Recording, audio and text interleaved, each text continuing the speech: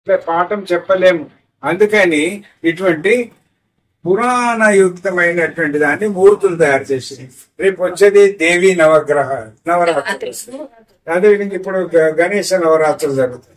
ఈ గణేశుని మహారాజుని చూడంగానే ఒక పాఠం పుస్తకం అన్నమాట. ఆయన చూడంగానే యువకులు నేర్చుకోవాలి. అది ఇది చదవడం ముఖ్యత్వం. ఆయన మూర్తిలోనే మొత్తం వేదాలు ఉన్నాయి అన్నమాట.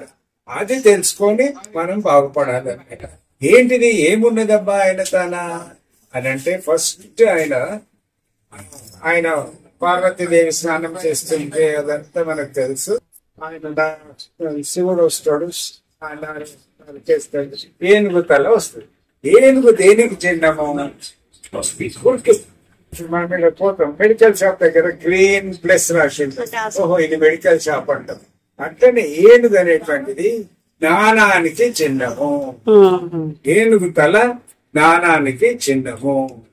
ఆ చెవులు ఇంత పెద్దగా ఉంటాయి. ఎందుకు పెద్దగా ఉంటాయనంటే అందరు వినాలి మంచి మాటలు. తర్వాత ఆయన ఒక పాఠం అన్నమాట. ఆ కాలంలో గ్లోబ్ భూమి ఎట్లా ఉండను అని అంటే గ్లోబ్ తెచ్చిపెట్టి ఏదో ఇట్లా ఉంటది ఇట్లా ఉంటది అని చెప్పారు. ఇప్పటికి కూడా అట్లనే ఇది మనకు పాఠం టీచర్లు చెప్తారు అనమాట. లంబోదర్ ఆయన ఈ ఇంత పెద్ద కడుపు ఎందుకు ఉండాలని బొచ్చ ఉండాలని అంటే అందరు వింటాడు, ఎవరికేమి హాని చేయడు, తన కడుపులోనే పెట్టుకుంటాడు. మనం తింటే మన తెలవంగానే మానవుడు ఉరికిపోతాడు. ఓ అదే అట్లనంటే అట్లనంటే కాదు, మంచిని ఉంచుకోవాలి. ఎవరి గురించి అని ఏమన్నా వింటే కూడా అది కడుపులో పెట్టుకోవాలి. దాని యొక్క అర్థం. మరి ఇంత పెద్ద మహానుభావుడు ఎలుక మీద ఏంటి సవారీ చేయడం?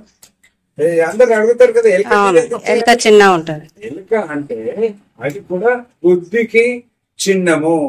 ఏడనైతే కన్నంలో ఉండదో ఆడ కన్నం తయారు చేస్తుంది, ఏడ రంధ్రం ఉండదో రంధ్రం తయారు చేస్తుంది. దాన్ని పరిగెత్తడానికి అంటే ఎక్కడనైతే డేంజర్ ఉందో అపాయం ఉందో అక్కడ నుంచి పరిగెత్తడానికి ఉపాయం చేసుకుంటుంది. ఆ ఉపాయం మనిషి కూడా ఉపాయంగా బతకాలి, బుద్ధితోటి బతకాలి అని చెప్పడానికి ఇక ఆయన చేతిలో ఉన్నటువంటి చేతిలో ఉన్నటువంటి నాలుగు చేతులు 4 వేదాలకు గుర్తు. 4 వేదాల్లో ఉన్నట్టే. సో వినాయకుడు తండ్రి ఆయననే మొట్టమొదటి ఎందుకు మొక్కాలా? కుమారస్వామి కూడా ఉంటాడు కదా. అంటే తండ్రి అప్పుడు కాంపిటీషన్ పెడతాడు అనమాట. ఏమైనా ఎవరు మొట్టమొదట ఈ సముద్రాలలో స్నానం చేసి వస్తారో వాళ్ళకి నేను ఆధిపత్యం అంటే ఈ పూజ చేసేది ఇస్తా అని అంటాడు. అప్పుడు ఆయన పోతాడు.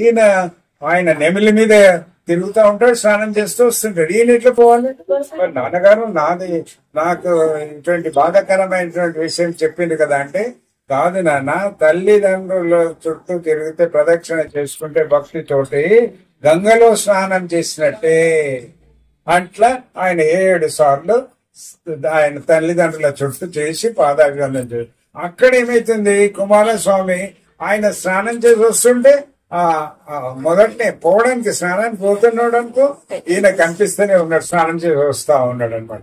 సో ఈ విధంగా ఆయన ఆ పవిత్రత ఉందన్నమాట. తల్లిదండ్రులదే సేవ చెయ్యాలా.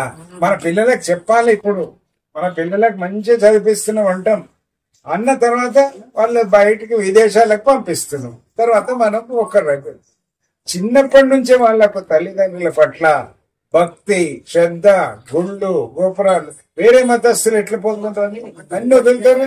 సండే రోజునంగా నొరుకుతారు, పిల్లలను పట్టుకొని నొరుకుతారు. పిల్లలకు కూడా మనము భయంగానో భక్తితోటో ఏదో ఆశ చూపెట్టో ఇవన్నీ నేర్పాల. ఏం లేకుండా కొన్ని శ్లోకాలు నేర్పాలి. మన తల్లిదండ్రులైన వారు ఈ శ్లోకాలను నేర్పితే వాళ్లకు మనం ఇచ్చినటువంటి సంస్కారం. అది సంస్కారంలో ఆ విధంగా చేస్తే ఇదే కాదు, మన గుళ్ళన్నీ కూడా ఒక పుస్తకమే. గుళ్ళ మీద ఏమేమో ఉంటాయి, అవన్నీ ఏంటివి? గుళ్ళ మీద కూడా చూడనటువంటి కూడా ఉంటాయి. అవి ఎందుకున్నది ఏంటి, గుడి మీద ఇట్లా అన్నాను అంటుంటారు. కాదు, ఎట్లా పోతాం గుడికి పోయేటప్పుడు భక్తితో పోతాడు. చూసినప్పుడు భక్తి కన్నులతో చూస్తే ఆయనకి ఏమీ కనిపించదు, భక్తి కనిపిస్తాడు.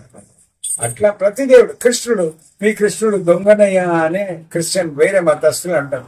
మనకేం తెలియదు చెప్పడానికి. ఏంటి కుండలు కొడతాడు ఆయన. కుండ అంటే ఏంటి? ఆడ పైన ఉన్న కుండ. ఇగో మన నెత్తే మన కుండ. ఆ నెత్తిలో ఉన్నటువంటి జ్ఞానం లేదు, మనకు అజ్ఞానం ఉన్నది. ఆ కుండను పలకొట్టేసి అందులో నుంచి జ్ఞానం తీయాలి. వెన్నం తీయాలంటే జ్ఞానము. జ్ఞానం తీసి ఏం చేయాలి? నువ్వు తిను, నలుగురికి పంచు. ఇప్పుడు ఏమైతుంది? నేనే తింటా అనే రోజులు వచ్చాయి. అట్లా కాదు. నువ్వు కృష్ణుడు నలుగురికి మొదట ఆయన ఎప్పుడు తింటాడు? ఆయన మొదట ఆయన తీస్తాడు. తీసేసి నేను ఇంకా గంట తను ఎట్లా నిలబడతాడు? బెంచ్ మీద